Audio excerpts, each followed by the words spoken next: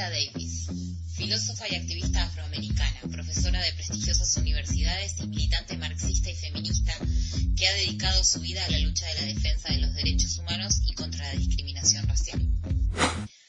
Angela nació en Birmingham, Alabama, el 26 de enero de 1944, en plena época de segregación racial en el sur de los Estados Unidos. El lugar donde vivía la familia de Angela era llamado Colina Dinamita por el gran número de casas de afroamericanos dinamitadas por el Ku Klux Klan. Angela asistió a escuelas segregadas en Birmingham y cuando tenía 14 años se benefició de un programa de una organización religiosa progresista que le permitía a los estudiantes negros del sur ir a estudiar a escuelas del norte. De esa manera, Angela Davis pudo viajar hasta Nueva York y asistir a una escuela progresista en Greenwich Village. Este ambiente radical es el que le permite empezar a introducirse en el estudio del socialismo y el comunismo. En 1962, Angela obtiene una beca para cursar estudios de francés en la Universidad de Brandeis, en Massachusetts, y es una de las 3 primeras estudiantes afroamericanas en estudiar allí. En ese verano del 62 viaja por primera vez a Europa para participar del 8º Festival Mundial de la Juventud celebrado en Helsinki, Finlandia. Y ahí puede conocer a otros jóvenes con ideas revolucionarias parecidas a las suyas e intercambiar experiencias. Poco tiempo después de volver a Estados Unidos, en septiembre de 1963, 4 chicas que habían sido vecinas suyas en su ciudad natal fueron asesinadas en la explosión de la iglesia bautista de Birmingham. Este hecho marcó decisivamente la manera de pensar y la trayectoria posterior de Angela. En 1972, durante una entrevista en la que le preguntan por las formas violentas de llevar a cabo la revolución, Angela decía esto recordando el bombardeo. No, but the question is more, how do you get there? Do you get there by confrontation, violence? Oh, is that the question you were asking? Yeah. See, that's another thing. When you talk Cuando se habla de about a revolution, most people think la mayoría de las personas violence. piensa en la violencia, Without realizing that sin darse cuenta the real de que el verdadero content of contenido any kind of de revolutionary cualquier thrust tipo de lies revolución in está en los principios y en las goals metas that you're striving for, que se buscan not in alcanzar the way y no en you la reach manera en que them. se alcanzan. On Por the otro other lado, because of the way debido a this cómo está organizada esta society is sociedad, organized, because debido a of la the violencia que violence hay that en exists todas on sus the surface superficies, everywhere, you have to es de esperar expect that there are que haya going to muchas de be estas such explosiones. explosions. You have to expect Es de things esperar like que that cosas as como estas reaction. sucedan. If you are a Si sos una black persona person, negra live y vivís en la comunidad in negra the toda black tu vida community all your life, y and salís a walk la out calle on the todos los street every días day seeing white policemen viendo cómo surrounding te you. rodean policías When I was blancos, living in Los Angeles, for instance, long cuando yo before vivía the situation en in LA Los Ángeles, ever occurred, me I detenían was todo el tiempo. constantly stopped. No, La policía no sabía quién era yo, pero era una mujer negra con cabello natural y supongo que ellos debían pensar que soy una militante. Y cuando vives una situación así constantemente y vos me preguntás a mí si yo apruebo la violencia, eso no tiene ningún sentido. Si apruebo las armas o no, yo crecí en Birmingham, Alabama. Amigos muy muy cercanos a mí fueron asesinados por bombas que pusieron los racistas. Recuerdo desde muy pequeña el ruido de las bombas explotando en la calle de mi casa. Recuerdo a mi papá con armas que tenía que tener al alcance de la mano porque en cualquier momento nos podían atacar. El hombre que en esa época estaba a cargo del municipio frecuentemente salía en la radio y decía cosas como: los negros se han mudado a un barrio blanco, preparémonos para que haya derramamiento de sangre. Y había. Luego de las 4 niñas que fueron asesinadas en el bombardeo, una de ellas vivía cerca de mi casa. Yo era muy buena amiga de la hermana de otra de ellas. Mi madre le daba clases a una de ellas. Una de las madres de estas chicas llamó a mi mamá y le dijo: ¿podés llevarme a la iglesia a buscar a Carol? Nos enteramos del bombardeo y estoy sin el auto. Y fueron a la iglesia. ¿Y qué encontraron? Encontraron extremidades, cabezas desparramadas por todos lados. Y después de eso, en mi barrio, todos los hombres se organizaron y formaron una patrulla armada para controlar nuestra comunidad todas las noches, porque no querían que eso vuelva a suceder. Por eso, cuando alguien me pregunta sobre la violencia, simplemente me parece increíble, porque significa que la persona que hace esa pregunta no tiene la más mínima idea de lo que ha pasado a la gente negra, de lo que la gente negra ha experimentado en este país desde el día en que la primera persona negra fue secuestrada de las costas de África. Poco después de graduarse en la Universidad de Brandeis en el año 1965 con resultados sobresalientes, pasa 2 años en Alemania en la Facultad de Filosofía de la Universidad de Frankfurt, donde asiste a clases de importantes pensadores socialistas de la llamada Escuela Crítica de Frankfurt. Sin embargo, los acontecimientos que se estaban dando en Estados Unidos con el movimiento de derechos civiles, el surgimiento del Partido de las Panteras Negras y las protestas en contra de la guerra de Vietnam hacen que Angela decida regresar en 1967 a su país y se instala en San Diego y sigue estudiando filosofía en la Universidad de California. Angela Davis siempre se ha manifestado a favor de los procesos migratorios y ha reclamado por políticas de derechos humanos para los migrantes.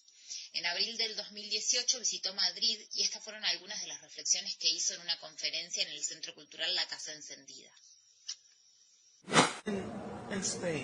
Aquí en España, la historia reprimida del colonialismo ha vuelto con mucha fuerza. Grandes números de personas de África, de Oriente Medio y de Latinoamérica están llegando ahora a Europa. Como alguien dijo, alguien a quien conocí en Francia, en Nantes,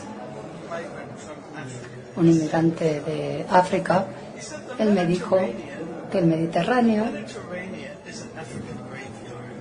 era un cementerio africano.